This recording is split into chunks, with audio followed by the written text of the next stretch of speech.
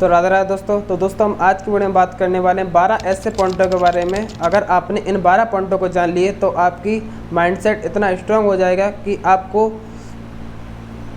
Trade लेने में बिल्कुल भी डर नहीं लगेगा।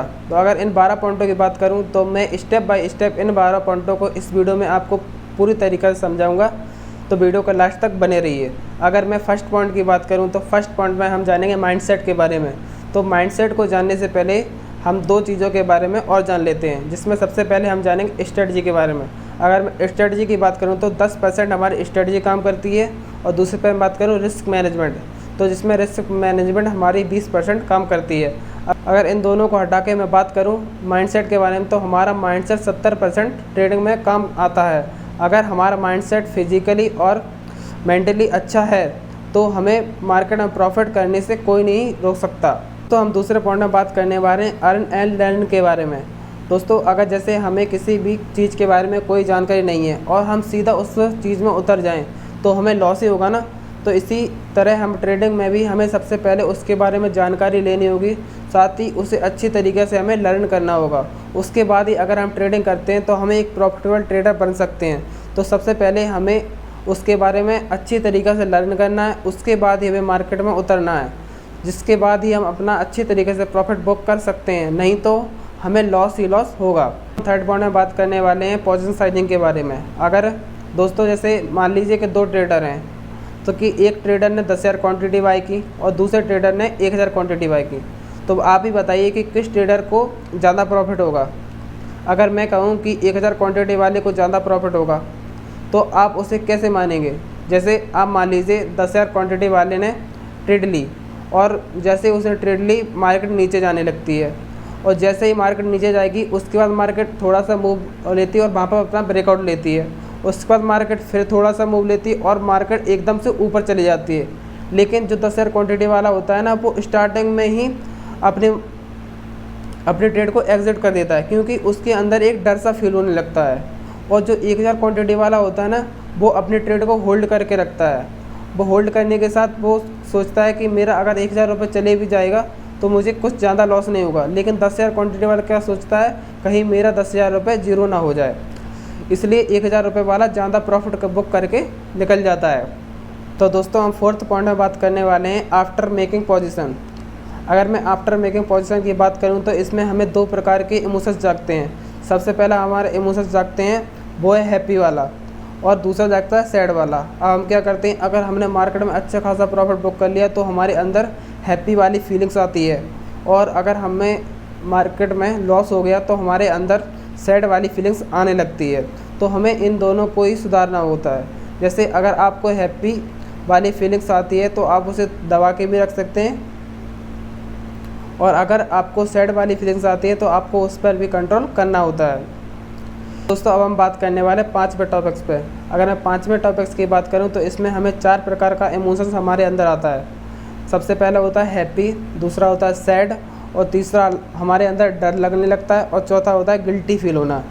तो सबसे पहले मैंने आपको बताया कि हमारे अंदर हैप्पी फीलिंग्स क्यों आती है, क्योंकि हमें जब ज़्यादा प्रॉफिट हो जाता है तो हमें अंदर से हैप्पी वाली फीलिंग्स आने लगती है। तो दूसरे पे मैं बात करूँ सैड वाली फीलिंग्स, जब हमें मार्केट में लॉस हो जाता है तो हमारे अंदर सैड वाली फीलिंग्स और सैड वाले इमोशंस आने लगते हैं। तो अगर मैं डर की बात करूँ तो डर हमारे अंदर क्यों आता है, जैसे हमने मार्केट में ट्रेड ली और ट्रेड जैसे ही हमारी मार्केट नीचे को जाने लगती है, और जैसे ही मार्केट नीचे को जाती है तो हमें एक डर सा फील होने लगता है कि हमारा पैसा लॉस ना हो जाए, तो हम मार्केट में उसे एग्जिट कर देते हैं। तो दोस्तों एक डर सा फील होने लगता है। अगर हम चौथे की बात करें गिल्टी फील, तो दोस्तों जैसे हमने मार्केट में ट्रेड ली और ट्रेड लेने के बाद हमारा स्टॉप लॉस हिट हो जाता है, उसके बाद मार्केट सीधा एकदम मूव लेके ऊपर चली जाती है, तो इसमें हमें गिल्टी फील होता है, काश मैंने अपना स्टॉप लॉस और नीचे लगाया होता। 6 पॉइंट में जानने वाले हैं हार्ट बीट के बारे में। अगर मैं हार्ट बीट की बात करूं तो हार्ट बीट 2 प्रकार की होती है। सबसे पहले होता है फास्ट हार्ट बीट और दूसरी होती है स्लो हार्ट बीट। अब दोस्तों आप ही बताएं फास्ट हार्ट बीट हमारी क्यों हो जाती है। या तो हम रॉन्ग ट्रेड लेते हैं, या तो हम आउट ऑफ क्वांटिटी ले लेते हैं, या तो हम दिस हैपन इन तुक्का ट्रेड, या तो हम तुक्का ट्रेड ले लेते हैं। जब दोस्तों आप तुक्का ट्रेड लेंगे ना तो आपको मार्केट में ऐसा लगेगा कि मैंने गलत ट्रेड ले ली, और और आपकी हार्ट बीट एकदम से बहुत फास्ट हो जाती है। तो दोस्तों हमारी हार्ट बीट फास्ट क्यों होती है?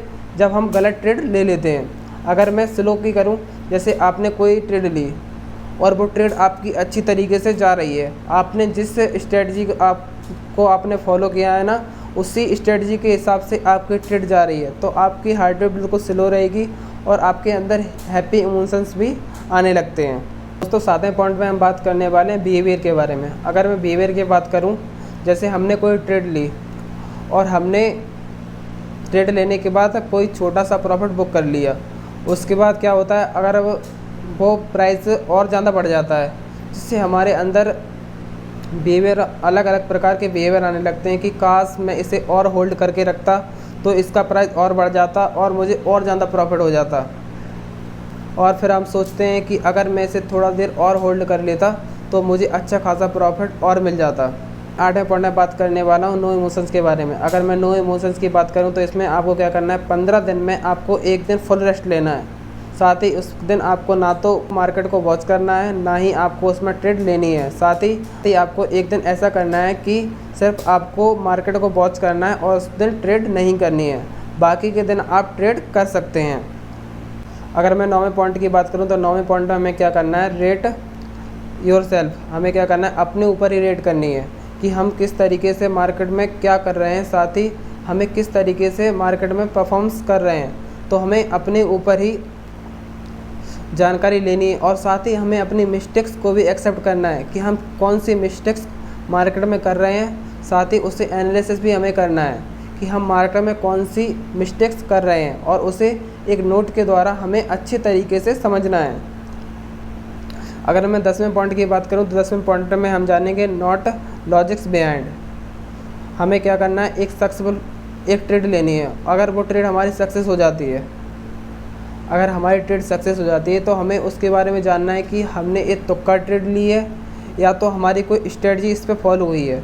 अगर हमारी कोई स्ट्रेटजी फॉलो हुई है तो हमें उसके बारे में फिर एनालिसिस करना है, साथ ही उसे अच्छी तरीके से नोट्स करना है और उसे फिर से बनते हुए देखना है। अगर हम ऐसा करेंगे तो हमें अच्छे तरीके से जानेंगे कि मार्केट में किस तरीके से परफॉर्मेंस हो रही है, साथ ही अच्छे से हमें एनालिसिस भी करना है उसका। अगर मैं 11वें पॉइंट में की बात करूं तो 11वें पॉइंट में हम जानेंगे फोकस ऑन चार्ट। अब दोस्तों जैसे हमने एक ट्रेड ली तो हम क्या करते हैं, सीधा हम लोग पैसे को देखने लगते हैं, हम चार्ट्स को नहीं देखते हैं, ना ही हम चार्ट्स के बारे में कुछ जानकारी लेते हैं, सीधा हम अपने प्रॉफिट को ही देखते रहते हैं। तो दोस्तों हमें क्या करना है कि हमें पैसे को नहीं, सिर्फ चार्ट को देखना है।